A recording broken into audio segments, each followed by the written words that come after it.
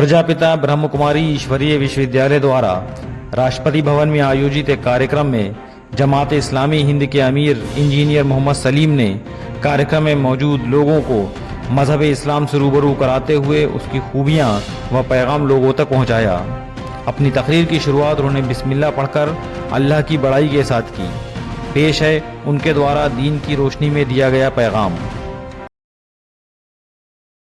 Salim engineer, national vice president Jamaat Islami Hind, आप अपना message हमें दें। बिस्मिल्लाहिर्रहमानिर्रहीम। अत्यंत दयावान एवं कृपाशील ईश्वर के नाम से, उस ईश्वर के नाम से जो सारी सृष्टि का अकेला रचयिता है, हम सब का पैदा करने वाला और पालने वाला है। प्रशंसा उसी के लिए है जो सर्वव्यापी है, सर्वज्ञानी और सर्वशक्तिमान है, अत्यंत दयावान और कृपाशील है। वह हमसे बहुत निकट है, हमारी बातें सुनता है, जवाब देता है, हमारे दिल और दिमाग में उठने वाले विचारों को अच्छी तरह जानता है। यहाँ तक कि हमारे इरादों, हमारी नीयतों और हमारे इंटेंशंस को भी वो अच्छी तरह पहचानता है। मेरा विश्वास है कि एक दिन हम सब को उसी मालिक के सामने खड़ा होना है और अपने पूरे जीवन का, उसकी हर हर कृपा और आशीर्वाद का और उस हमारे एक एक कर्म का हिसाब देना है। ईश्वर की विशेष कृपा और शांति हो उन तमाम ईश दूतों, संदेष्टाओं और पैगंबरों पर जो ईश्वर के आगे संपूर्ण समर्पण का संदेश और मार्गदर्शन लेकर इस धरती पर भेजे गए। परम आदरणीय राष्ट्रपति महोदया, आज के इस अति सुंदर और गरिमामय कार्यक्रम के आयोजक प्रजापिता ब्रह्म कुमारी ईश्वरी विश्वविद्यालय के पदाधिकारी बहनों एवं भाइयों, मंच पर उपस्थित आदरणीय धर्म गुरुओं, सभागार में मौजूद बहनों एवं भाइयों, राष्ट्रपति भवन के अधिकारी गणों, आप सभी को मेरा सलाम व आदाब। आप सब पर ईश्वर की विशेष कृपा और आशीर्वाद हो। आज के सुंदर कार्यक्रम का हिस्सा बनने पर मैं अत्यंत खुशी और गर्व महसूस करते हुए ईश्वर का शुक्रिया अदा करता हूँ। इस सच्चाई को सब धर्मों और आस्थाओं के लोग स्वीकार करते हैं कि धरती पर जितने इंसान मौजूद हैं वे सब एक ही माँ बाप की संतान हैं, यानी आदम और हव्वा की संतान हैं। हम सब की रगों में एक ही माँ बाप का खून बह रहा है। ईश्वर के सभी पैगंबरों ने और अंतिम पैगंबर हज़रत मोहम्मद सल्लल्लाहु अलैहि वसल्लम ने ईश्वर के इस संदेश को आम किया कि तमाम इंसान बराबर हैं, कोई बड़ा और कोई छोटा, कोई ऊंचा और कोई नीचा नहीं है। हर इंसान की इज्जत और उसका सम्मान होना चाहिए। हर मानव की गरिमा की रक्षा की जानी चाहिए।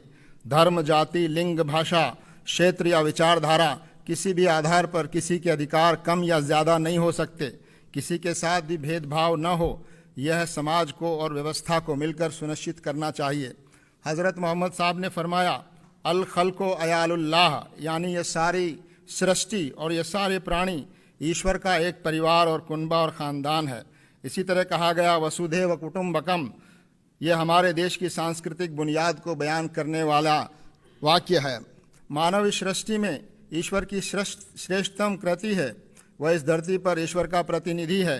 हमारा भारतीय समाज विविधताओं वाला समाज है। हमारे देश की बड़ी आबादी किसी न किसी धर्म या विचारधारा एवं जीवन व्यवस्था में विश्वास करती है। हमारे संविधान में यह सुनिश्चित किया गया है कि हर नागरिक अपनी पसंद का धर्म, आस्था या विचारधारा अपनाने के लिए पूरी तरह स्वतंत्र हो। धर्म इंसानों को आपस में जोड़ता है। इंसानों को बांटने वाला, उनको नीचा और ऊंचा बनाने वाला धर्म हो ही नहीं सकता। समाज में घृणा, हिंसा और लोगों के बीच अविश्वास सच्चे धार्मिक लोगों की वजह से नहीं है, बल्कि धर्म का दुरुपयोग करने वाले कुछ स्वार्थी एवं समाज विरोधी लोगों की वजह से है। मैं इस्लाम धर्म में विश्वास करता हूँ और यहाँ उसका प्रतिनिधित्व कर रहा हूँ। मैं आपसे निवेदन करना चाहता हूँ कि इस्लाम शब्द का अर्थ है ईश्वर के आगे संपूर्ण समर्पण। इसका एक अर्थ शांति है, क्योंकि अपने सृष्टा के आगे समर्पण से ही इंसान के मन में और इस धरती पर न्याय और शांति की स्थापना हो सकती है। न्याय की स्थापना ही वास्तव में धर्म की स्थापना है और यही शांति की स्थापना की असल बुनियाद है। धर्म हमको अपने सृष्टा का परिचय कराता है, हमें उससे जोड़ता है। सच्चा धार्मिक